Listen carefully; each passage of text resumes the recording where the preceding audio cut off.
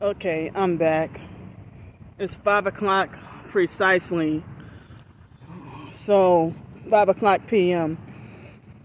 So, earlier I just did a video talking about what happened at the sleeping incident at the library. I apologize for any noise. So, what just happened was, okay, I excuse me.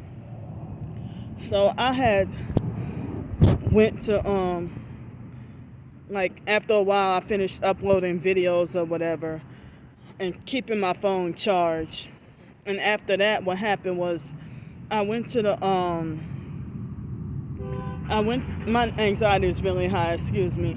I tried to go to the bathroom, but they didn't have any toilet paper, and somebody used the bathroom and didn't flush the toilet, and it was just urine in the toilet, on top of the toilet seat, and a little bit on the floor, so I couldn't use the bathroom. And they were about to close just now. They closed earlier on Friday and Saturdays. So then that same homeless dirty perp with the dirty bluish green pants, you know, with the same time entry exit tactic with the gang stalking. That man, he came outside of the men's bathroom, precisely the same man I talked about the other day, precisely at the same time that I came out of the women's bathroom. You know, and hoping that he could try to bump into me on purpose again. He came close to doing it the last time, but he didn't. But he was hoping to try to bump into me, you know, try again to try to bump into me. You know, and he's always invading my space in that small little library. So then I walked back to the study room to try to get my stuff.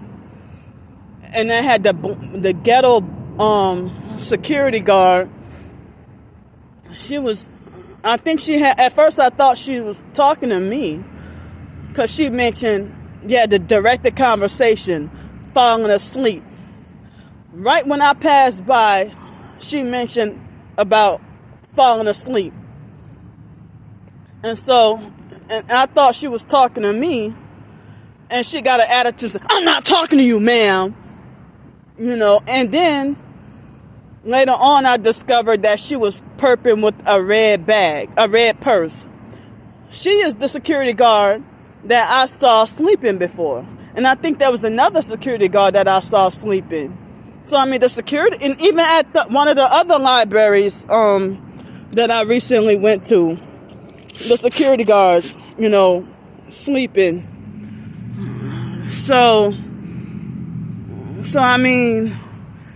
And then,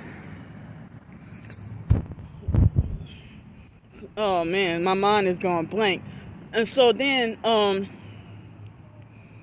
I said to the other two ladies about that lady, you know, from earlier, getting an attitude with me about sleeping. And, you know, I mentioned about being homeless and sleep deprived and everything. And the lady, she was, you know, the Hispanic lady, she was the freaking manager and highly narcissistic and had her face, she was just finished talking and laughing with the other two ladies. So, you know, so I'm like, well, other people have slept in here, but I'm like, oh yeah, that's true. Security guards have freaking, I've seen them sleeping. And sometimes they switch between security guards and police. Sometimes they'll have the security guards, other times they'll have the police monitoring this tiny ass little library. Excuse me. So then when I mentioned about the lady the manager talking to me the Hispanic lady that's the manager, she talked to me in a rude tone, and she got an attitude and said, "That's my face. I'm not getting an attitude with you. That's my face." And then the younger girl with the curly hair and glasses, she laughed. She instigated and laughed.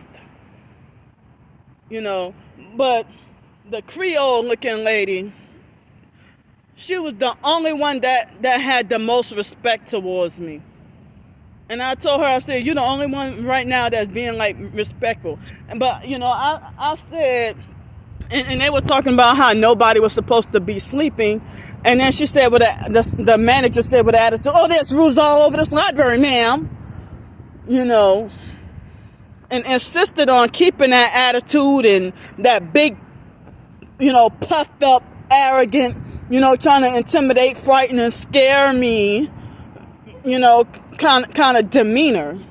But she was calm and relaxed, just talking and laughing with her coworkers, So, and I called that lady a narcissist to her face. I should have called her a gang stalker to her face too. But she had like a maroon sweater and like a blue shirt under it, but the younger girl with the glasses and curly hair, she had been nicer and more respectful to me before, and the Hispanic lady that's the manager, she lied to me and said that I was asleep the entire time, in which that was not true, because and I even said, well, if y'all would ended up homeless, you don't even understand the struggle.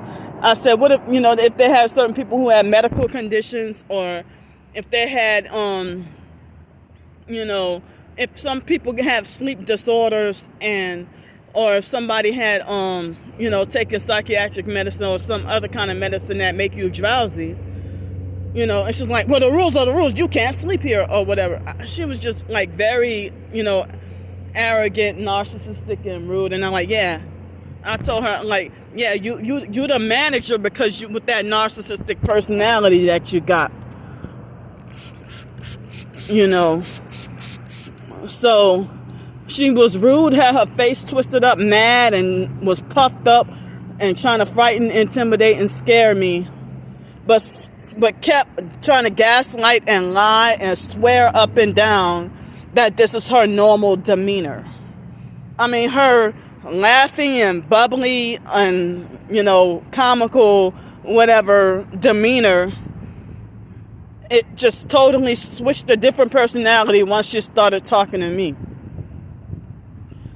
So I said, well, if you don't want me here, then y'all don't have to worry about me coming here no more. But the Creole lady, I don't know if she was Creole or just light-skinned, she told me, she said she wanted for me to be welcome here and that they wanted to help get resources. Of course, they mentioned social worker. Due to I don't want shit to do with any fake social workers. I don't trust anybody with LCSW behind their name. Thanks to the foster care system and the mental health system for the reason why I don't trust social workers. So, and they got somebody that's sitting over by the library over there that's perping with the red or whatever, and I see a truck over there with one tail light or whatever. So yeah, since this Friday they closed earlier, they didn't tell me I was banned from here, but and then another thing, being targeted. If the gang stalking network hits you with directed energy weapons they can keep you from sleeping, they can also hit you with directed energy weapons to make you fall asleep. So I don't know. This man right here, he's sleeping in his car. Look like he dozed. No, he ain't sleep. He's on his phone. Well, I wanted to make this short for TikTok also. So I'll see y'all in a few minutes.